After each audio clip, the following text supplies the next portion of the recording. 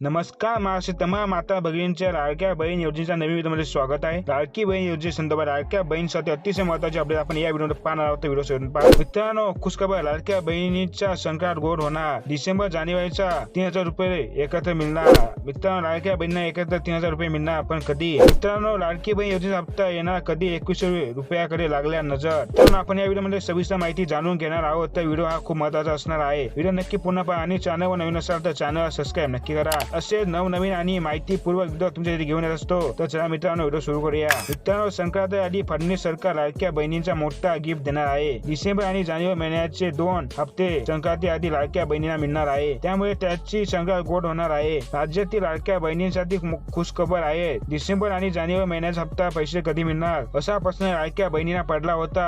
ते या हप्त्याचे पैसे कधी येणार याची वाट पाहत होते। अखेर त्याची ही प्रतीक्षा आता संपणार आहे, कारण संक्रांती आधी फडणवीस सरकार लाडक्या बहिणींना गिफ्ट देणार आहे। डिसेंबर आणि जानेवारी महिन्याचे दोन्ही हप्ते संक्रांती लाडक्या बहिणींना मिळणार आहे। लाडक्या बहिणीच्या खात्यामध्ये संक्रांती 3,000 रुपये जमा होणार असल्याची माहिती सूत्रांनी दिली आहे। विधानसभा निवडणुकीच्या आचारसंहितेमध्ये नोव्हेंबर महिन्याचा हप्ता आधी देण्यात आला होता। आता डिसेंबर महिन्याच्या हप्त्याची पैशाची लाडक्या बहिणी वाट पाहत आहेत, पण या लाडक्या बहिणींना डिसेंबर आणि जानेवारीचा हप्ता एकत्र मिळणार आहे। अशामध्ये हिवाळी अधिवेशनात पहिल्याच दिवशी फडणवीस सरकारने मुख्यमंत्री लाडकी बहीण योजनेसाठी 1400 कोटी रुपयाची तरतूद केली आहे। राज्यातील लाडकी बहीण योजनेसाठी अर्जदारांचा आकडा 2,47 लाखापर्यंत आहे, तर राज्यातील लाडक्या बहिणींच्या खात्यामध्ये लवकरच 2100 रुपये जमा होणार आहेत। सूत्रांनी दिलेल्या माहितीनुसार राज्यातील लाडक्या बहिणींना 21 रुपये देण्याचा निर्णय मार्च महिन्यामध्ये महायुती सरकार घेणार आहे। मार्च मधील अर्थसंकल्पीय अधिवेशनामध्ये लाडकी बहीण वाढीव हप्ता देण्याबाबत निर्णय हा होणार आहे, त्यामुळे आताच लवकर लाडक्या बहिणींना 21 रुपये मिळणार आहेत। मुख्यमंत्री लाडकी बहीण योजना डिसेंबरचा हप्ता कधी जमा होणार याकडे महिलांचे लक्ष लागले आहे। निकषामध्ये बदल होण्याची शक्यतेने महिलांमध्ये चिंतेचे वातावरण आहे। 21 रुपये या कधी लागलेल्या नजर। त्यामुळे मुख्यमंत्री लाडकी बहीण योजना नोव्हेंबर महिन्याचे 1500 रुपयाचा हप्ता आचारसंहितेत अडकून राहू नये म्हणून ऑक्टोबर महिन्यात 2 महिन्याचे पैसे महिलांच्या खात्यात वर्ग करण्यात आले होते। आता निवडणुका आणि आचारसंहिता संपल्याने डिसेंबर महिन्याचा हप्ता बँकेत जमा होण्याची प्रतीक्षा लागल्या बहिणी करू लागल्या आहेत। दरम्यान योजनेच्या निकषामध्ये बदल होण्याची शक्यतेने बहिणीची धाकधूक वाढली आहे। योजनेला चालनी लागल्याची शक्यता व्यक्त करण्यात येत असल्याने बहिणी चिंता वाढल्याचे दिसत आहे। लाडकी बहीण योजनेच्या निवडणुकीपूर्वी राबविताना निकषाची काटेकोर चालणी करण्यात आली नव्हती। एका कुटुंबातील 2च महिलांना लाभाचा निकष असतानाही त्यापेक्षा जास्त महिलांना लाभ देण्यात आला। घरात 4 चाकी वाहन आयकर भरण्याची यांनीही योजनेचा लाभ घेता येत नव्हता, तरी अशा कुटुंबातील महिलांच्या खात्यावर थेट सप्टेंबर, ऑक्टोबर आणि नोव्हेंबर महिन्याचे प्रत्येक 1500 रुपयाप्रमाणे वाटप करण्यात आले आहे। दरम्यान योजनेसाठी खर्च होणाऱ्या निधीचा मोठा बोजा सरकारला पेलावा लागला आहे। हे लक्षात घेऊन योजनेचा निकष अधिक काटेकोरपणे येणार आहे। तसेच 1500 रुपयावरून 21 रुपये दिले जाण्याची घोषणाही झाली होती, त्यामुळे निवडणुकीच्या निकालानंतर आता 21 रुपयाच्या हप्त्याकडे सर्वांच्या नजर लागल्या आहेत। राज्यात स्थापन झालेले महायुतीचे सरकार काय निर्णय घेत आहे, डिसेंबर महिन्याचा हप्ता कधी खात्यात टाकणार आहे याकडे लाडक्या बहिणीचे लक्ष लागले आहे। त्यात लाडकी बहीण योजनेचा निकष बदलणार असल्याची चर्चा आहे। या निकष आपण पाहत होतो की नाही अशी धाकधूक बहिणींची वाढली आहे। महायुतीचे सरकार आल्यास लाडकी बहीण योजनेचे 1500 रुपयाहून 21 रुपये करणार असल्याचे आश्वासन महायुतीकडून देण्यात आले होते। आता महायुतीचं सरकार असल्याने लाडकी बहीण योजनेचा हप्ता 21 रुपये होणार का अशी चर्चा बहिणीमध्ये रंगत आहे। हा धोरणात्मक निर्णय असल्यामुळे मुख्यमंत्री देवेंद्र फडणवीस यांनी मुख्यमंत्री पदाची शपथ घेतल्यानंतर पहिल्याच कॅबिनेटच्या बैठकीत याबाबत निर्णय होणे अपेक्षित होते। दरम्यान लाभार्थी महिलेच्या पती आयकर भरतो का, कुटुंबाकडे 4 चाकी वाहन आहे का, एकाच कुटुंबात 2 पेक्षा अधिक महिलांनी अर्ज केले आहेत का, विधवा निराधार व अन्य योजनेचा लाभ घेतला जात आहे का, असे निकष तपासून लाडक्या बहिणींची यादी तयार होऊ शकते अशी चर्चा सुरू झाली। अशा प्रकारे निकष लावले तर लाभार्थी महिलांची संख्या कमालीची कमी होऊ शकते, अशा चिंतेने महिला वर्गात चालबिचल वातावरण निर्माण झाले आहे। मित्रांनो, अशा नवीन माहितीसाठी आपल्याला लाईक आणि चॅनल सबस्क्राईब नक्की करा। धन्यवाद।